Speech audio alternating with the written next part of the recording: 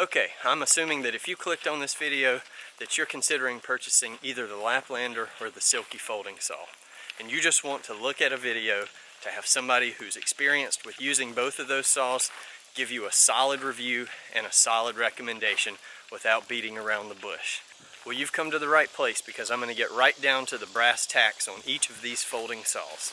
Just so you know, I've owned the Laplander folding saw for about 4 years and the Silky folding saw for about 2 years. I'm going to take you now through a side-by-side comparison on both of these folding saws so you can see for yourself the differences and the similarities. First off, both of these folding saws, when they're closed, are about 9 inches long. Both the handles made out of a hard plastic.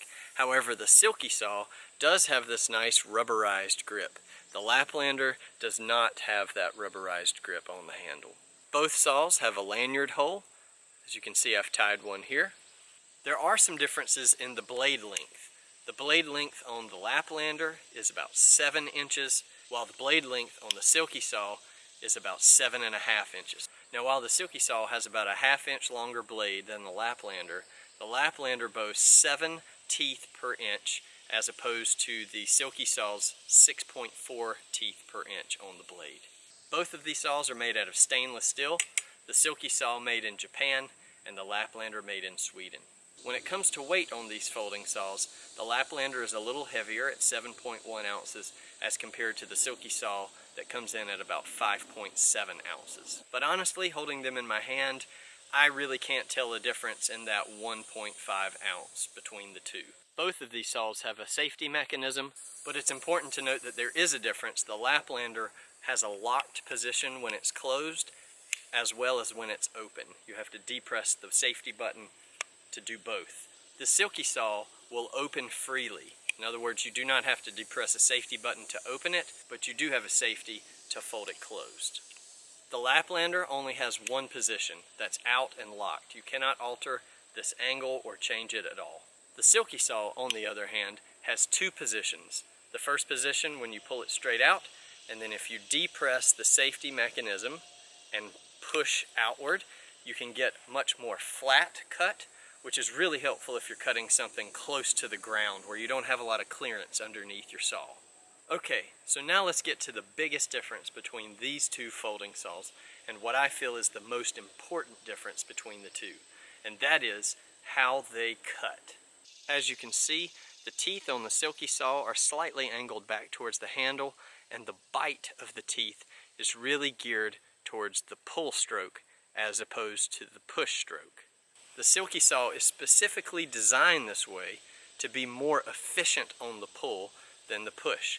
Now, the advantage to this, if you're willing to change the way that you cut wood, is that it will bind less in the kerf or the slot that you're creating when you're cutting the wood with the saw. The Laplander's teeth are a little smaller, but much more straight up and down. They have bite both ways, so in other words, both on the pull and the push. Okay, enough running my mouth about these saws. Let's go get to a piece of wood so I can show you these two in action. So I found this downed piece of cedar in the woods here. Now, I know that cedar is not the hardest wood out there, but it is one of the hardest softwoods that I can find in my forest here locally. This piece would be the perfect size for me to cut for a fire if I was camping, because it's about the size of my palm. And to be honest, I wouldn't use either of these folding saws to cut anything bigger than the diameter of about your palm. So this is about right. So what I'm going to do is I'm going to use the Laplander first and make a cut right here in the cedar. I will time how long it takes to get through the wood as well as the number of strokes that I take. Then I'll take a quick rest so that I can gain my strength back and be fresh for the Silky saw, and I'll make another cut and do the same timing and stroke count right here next to the other cut.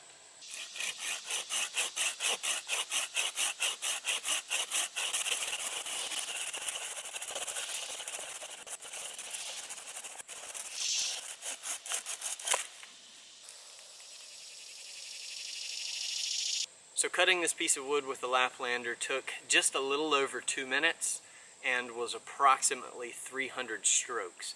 Now, I counted a stroke as a push and a pull, so 1, 2, 3. Now, before we get too involved, let me just say this is not going to be a really scientific way of discovering which saw is best. When I give you my recommendation on which saw I think is the best to purchase, I'm going to give that opinion based on overall feeling that I have when using the saw, plus my years of experience using both saws. Okay, so I've taken about a 10-minute break, and now I'm ready to make a cut with the Silky saw. I'm going to make this cut right here next to the Laplander saw cut, so that the diameter is essentially the same for both cuts.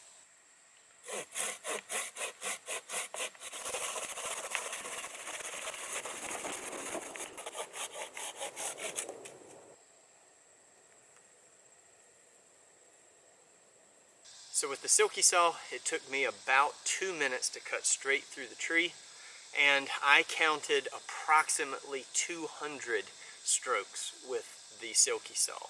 So it did take me less time and less strokes to cut through the same piece of wood with the Silky saw. And remember, I did use the Silky saw second, so it wasn't like I was super fresh for the Silky saw and not fresh for the Laplander. Again, not a super scientific method, but just a point of reference. Okay, so we've come to that point in the video where I need to give you a recommendation based on my experience and my practice with both these saws on which one I would buy if I could only buy one. The price point difference on these two saws is really a non-issue. There's about $10 difference between the two.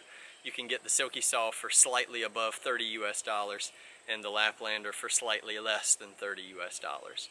So with money not really being an issue, the folding saw that I would choose to buy again if I could only buy one is the Laplander.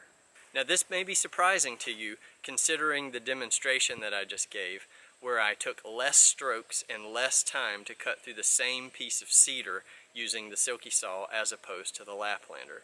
But I want to tell you why I would choose the Laplander again. The first reason why I would choose the Laplander again over the Silky saw is for the safety mechanism.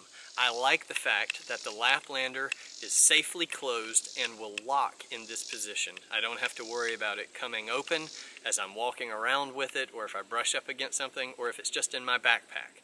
I like the fact that you have to depress the safety to open it and to close it, which, as I mentioned earlier on the Silky saw, it only has the locked position when it's open, not when it's closed. And the final reason why I choose the Laplander over the Silky is because of the simplicity of the cut.